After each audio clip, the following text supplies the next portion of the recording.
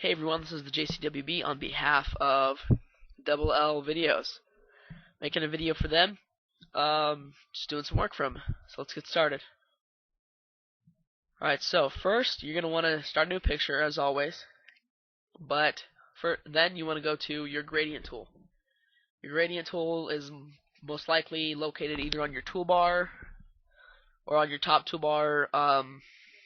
It depends on what version of Photoshop you're using. But normally it looks like just a square with some colors going one way in it. So click on that, and then somewhere there should be one color fading to another one, and then you have an option with radial, either linear, radial, conical, or square. You want to click the fading colors. That enables you to customize it. You can click on the little bar here, and you can change its color. Go with red. Then you can customize it. For this one, I'm gonna do red and black. Those are really colors of the JCWB. I'm also gonna incorporate some yellow because those are colors of Double L Videos. And this video will be located on both my channel and Double L Videos channel. If you want to get to Double L Videos, just click there, subscribe to me, click on them, take you straight to them. Do a lot of funny stuff. Alright, so let's get started. Once you have that customized, you can pick what kind of gradient you want. For this one, I'm going to use a linear. It just creates a line. But if you have two colors, it'll just fade from that color to another color, and you can also change how much space is in between those. It fades in between. Alright, so really, I'm going to make a really square one, so make just lines.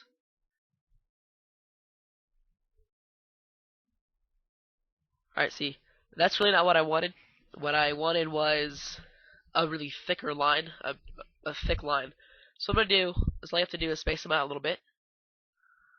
That's isolating red. It's probably going to look like pink, but it's red.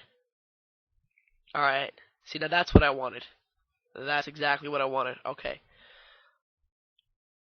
So there. Next, I'm going to use a few brushes. A few brush tips.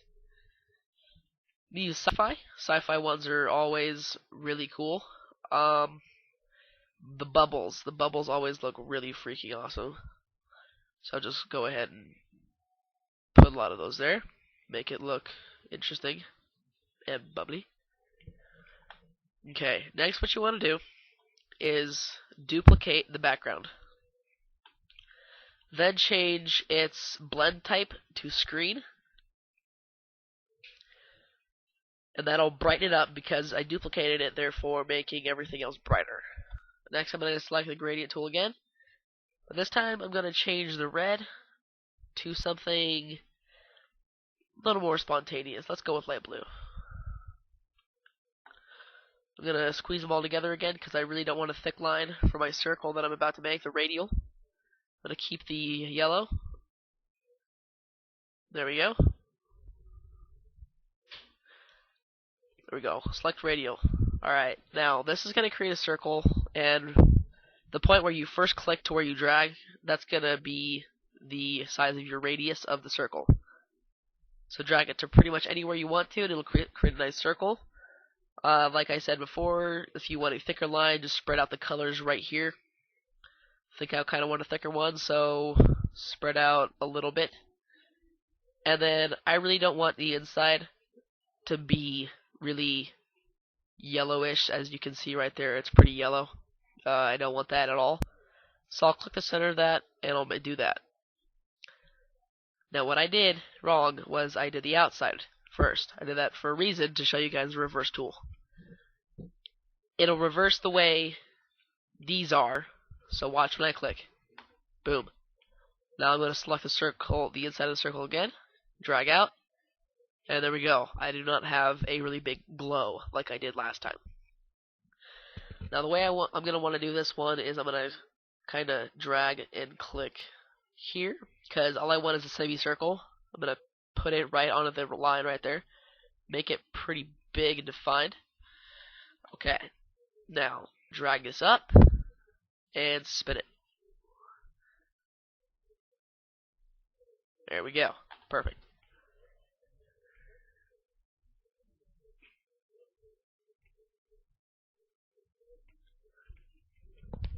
Okay, there we go.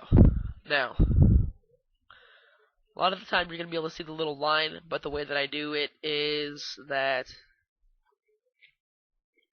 I kind of screw around with it till I get it right. This one I don't have to mess around with it a lot. It's really good right now, and it doesn't really matter where you put it at all.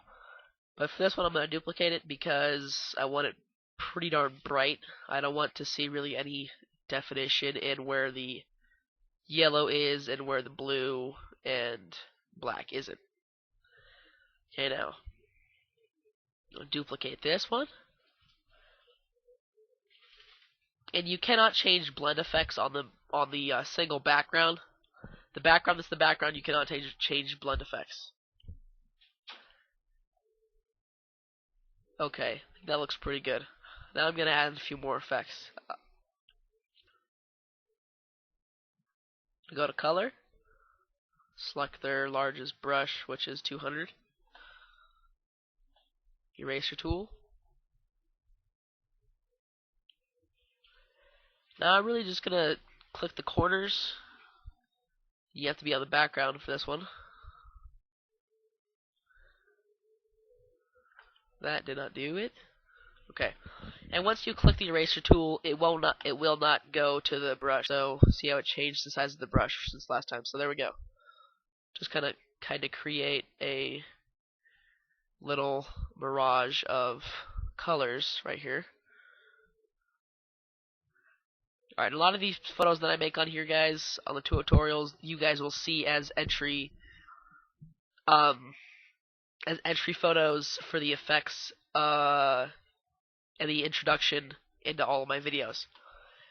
I made this one recently, and also made this one right before making this video. Now, what do you guys think? Think pretty good? Okay. Well, I think I could have a few more shapes in there, so I'm going to duplicate a background again. The background copy, if you duplicate a background copy, it'll make it brighter because it's already the blend effect. Already has a blend effect. Now I'm going to change the inside color from light blue to purple. Purple always looks great with black. Now what I want now is, I always switch it up a bit. I want a yellow glow inside instead of outside my circle. So I'm going to drag this even further and make sure that there's not much space for the yellow to be on the outside. Okay, so squares are always awesome because you can really mess around with them, make them look really cool. Okay, so here we go. Now I always go by good dimensions. There we go. Okay. Boom. Okay, so there we have the purple, which is awesome. Now, the conical is a great one, but it's really only for if you want really bright colors, I think. And so I'm going to use white and also pink to show you the effect of that. And then I really want a glow on this, so I'm going to make it really spread out so you guys can see the real effect of what conicals have. Alright, so duplicate that, and really you can click anywhere and it'll do beams of light anywhere. It looks really cool, but as you can see, there's these little just pixelated image little beams.